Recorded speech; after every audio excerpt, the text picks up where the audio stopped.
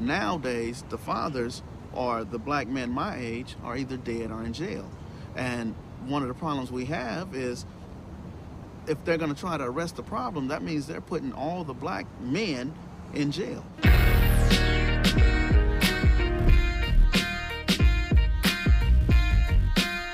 A 2003 Bureau of Justice report reveals that 28% of African American men, more than 1 in 4, will be jailed or sent to prison in their lifetime.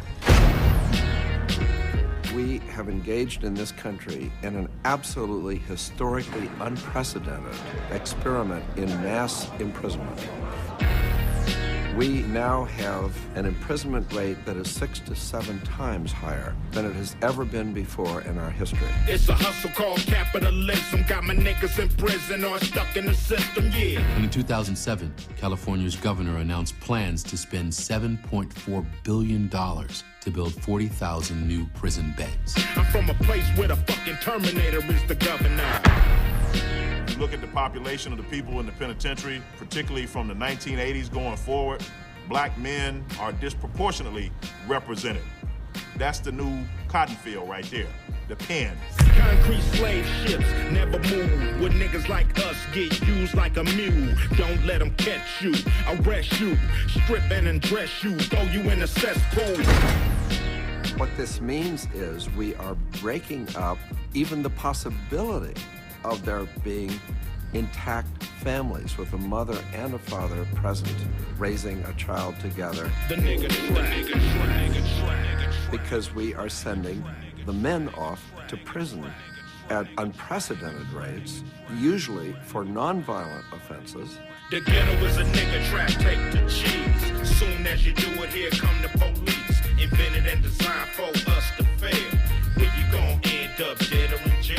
The ghetto is Even with time served, many of those determined to start a new life find little freedom in their release. I go to get a job, I'm working for Xerox, and I lied on the application, and they found out I was on parole, and I lost my job. I used to be jealous of my wife going to work every day. This is my wife, a woman that stood by me, grew up with me, been with me ever since we was kids, and she would go out the house and go to work, and I would be mad at her because she could go to work, and I couldn't go. I would be mad because she's paying the bills, and I couldn't pay the bills. Man, I felt like, man, we over here, man, we locked in a box, man. No matter what we do, we get a record, you're not getting nothing. I just got the pen. They don't hire me because I'm a parolee. So what I'm gonna do? Just sit out here and be broke? Stop it. Either I'm gonna sell some weed, some dope, some crystals, some heroin, or I'm finna rob. To make ends meet. That's the bottom line. I'm not finna see my nephew, my son, my mama, or nobody starve because these motherfuckers won't give me no job, so I gotta do what I know how to do. There's never no cycle to get us out of this. There's just a cycle to get us back into it. So, of course, people are going to behave in ways that are antisocial if we don't let them behave in pro-social ways.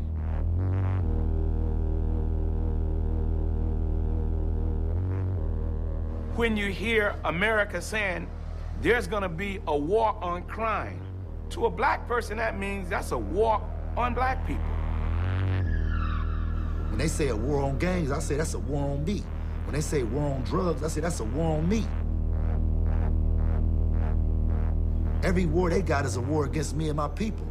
We need to come in here and solve this problem, not attack this problem, because here's a people that's already angry. I don't have nothing to lose if you attack me, sir. I'm being attacked every day anyway. I'm being shot at every day anyway. So you shooting at me, you putting me in jail don't mean nothing to me. That's where the gang problem, so-called, is. It's been redefined as a crime problem and a gang problem, but it's really an issue of no work and dysfunctional schools and so on. We know that what we've been doing to deal with gang violence isn't working, but we just keep doing the same thing over and over again. And then we say, well, the fact that it isn't working doesn't mean that we're acting out of ignorance or maybe we need to learn something. We say it just proves that these kids are unredeemable. It's a belief that our society did not contribute to the formation of this problem. That's the story of the scapegoat. The gang member is the scapegoat. Nothing's our fault, it's their fault. We didn't create them. They're inevitably incorrigible.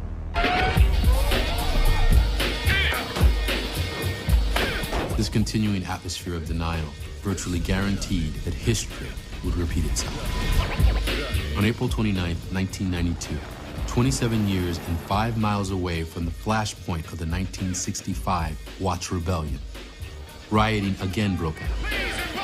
The most violent, costly outbreak of civil unrest in U.S. history.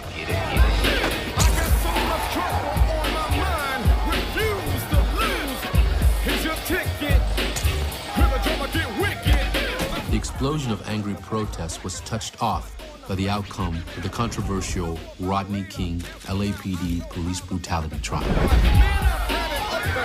The message to the community is that the system does not deliver justice. It does not work for us. So we have to find our justice in the streets. My home is your home. Well, welcome to the Terror Dome.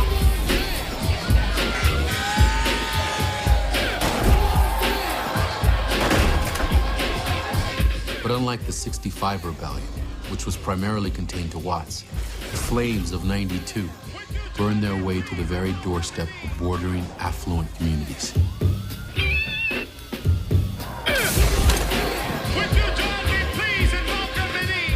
Marcus Garvey used to say that when all else fails to organize the people, conditions will.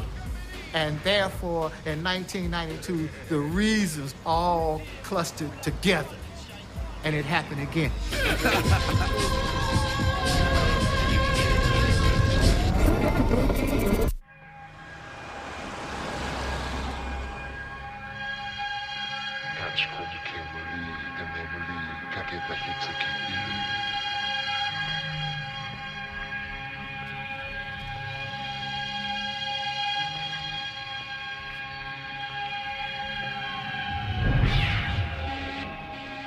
In the aftermath of '92's uprising, a high-profile private sector initiative was formed to create Rebuild LA. The $6 billion investment program defined its goals as long-term, systemic change and promised to create 74,000 new jobs within the riot zone over the next 5 years. At the same time, a tentative truce between several Crip and Blood sets helped establish a tone of optimism for South LA's war-weary community. But just 1 year later, with many South LA neighborhoods still in ruin, Rebuild LA quietly closed its doors. A young generation of kids heard about this promise. They momentarily got their hopes up. They committed to this peace treaty, and instead they learned that it was just another fork-tongued promise of the man.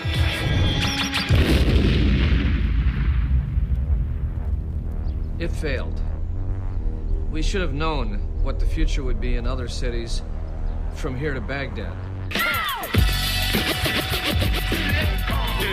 Gang warfare would resume, and for the next 15 years, continue unchecked, with almost no effective outside intervention.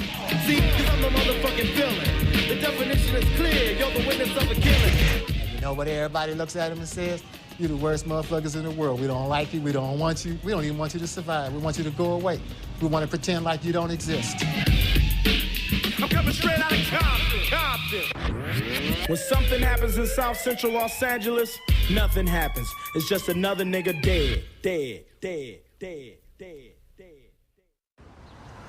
This is my grandson. His name was Mark Cornelius. He was 17 years old, very promising young boy.